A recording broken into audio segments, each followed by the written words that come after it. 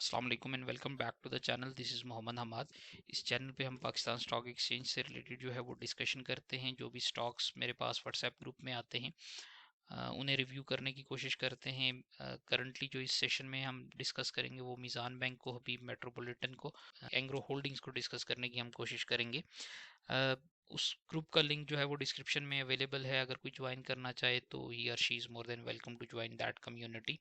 Start करेंगे Meezan Bank से। Before reviewing the Meezan Bank in Habib Metropolitan, the important fact to note here is के जो Friday का session था उसमें करीब 600 मिलियन की जो है वो इंस्टीट्यूशंस ने सेलिंग की है बैंकिंग सेक्टर में, और उसका इम्पैक्ट जो है वो ऑब्वियसली सारे सेक्टर पे आया है। मीज़ान बैंक और बैंक ऑफ पंजाब के अलावा कोई भी स्टॉक जो है वो इंडेक्स को आउट परफॉर्म नहीं कर सका लास्ट ट्रेडिंग सेशन में। That is obviously due to the selling pressure from the institutions.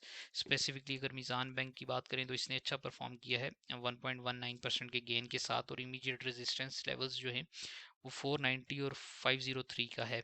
अगर इन लेवल से ऊपर जो है वो अच्छे वॉल्यूम्स इवॉल्व होते हैं तो फिर हम देखेंगे कि एक ब्रेकआउट की सिचुएशन हमारे पास बनती हुई नज़र आएगी, और वो 533 का जो है वो टारगेट जो है मीज़ान बैंक अपने लिए ओपन करेगा 503 से ऊपर क्लोजिंग देने की सूरत में।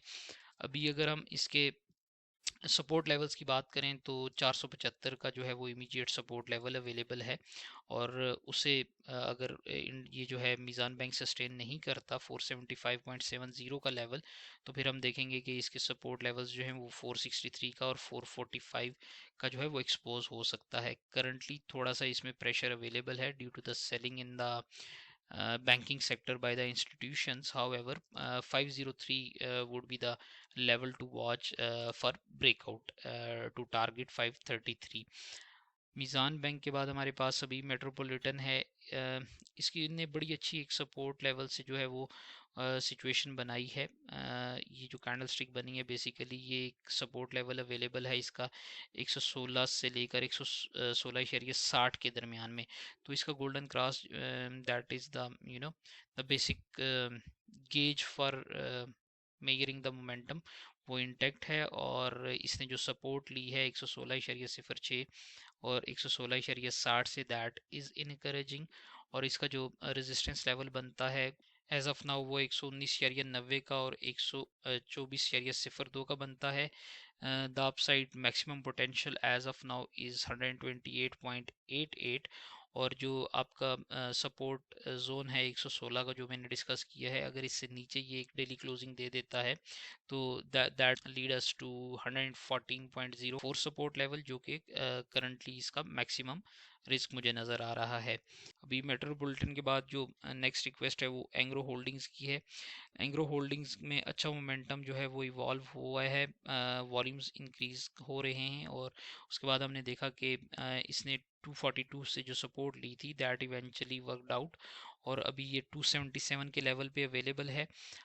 इमीडिएट रेजिस्टेंस जो है वो 281.85 की और 293.84 की बनती है इसके बाद।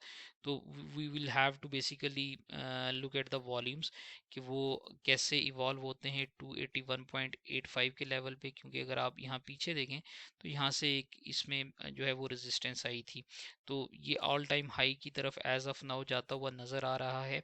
और यहाँ पे हमें वॉल्यूम्स देखने होंगे 281.85 पे कि वॉल्यूम्स कैसे इवॉल्व होते हैं। तो द थिंग इज़ कि अगर आप यहाँ पे इसमें इंक्रीजिंग वॉल्यूम्स देखें, और इस लेवल से जब ये ऊपर जाए 281.85 से, और जब भी इसमें फिर सेलिंग आए, प्रॉफिट टेकिंग आए, तो इन दैट केस ये 281.85 से नीचे क्लोजिंग ना दे।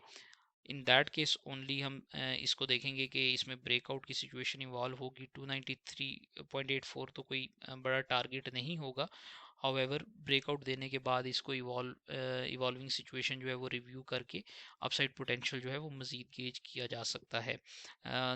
As of now will have to carefully watch the 281.85 to 293.84 level. ये रीजन बहुत केयरफुली देखना होगा, और इसमें वॉल्यूम्स को स्टडी करना होगा कि यहाँ से ऊपर ये जो है इसकी सिचुएशन कैसे इवॉल्व होगी। तो as of now bullish momentum जो है वो कंटिन्यूड है, बट अगेन जो जोन है 281.85 का रेजिस्टेंस लेवल और 293.84 का, वहाँ पे अगेन इसको स्टडी करने की ज़रूरत होगी कि इधर there is a confirm breakout या ये ऑल टाइम हाई से जो है वो प्रॉफिट टेकिंग की तरफ जाएगा.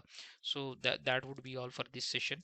This concludes the weekend requested stocks. जितने स्टॉक्स आए थे वो मैंने रिव्यू कर लिए हैं, और बाकी जो नॉर्मली शॉर्ट्स के ज़रिए ड्यूरिंग द ट्रेडिंग डे और उससे पहले जो अपॉर्चुनिटीज़ मैं अपलोड करता हूँ वो एज़ पर फॉर्मेट जो है इंशाल्लाह मैं करता रहूँगा. Thank you so much for listening.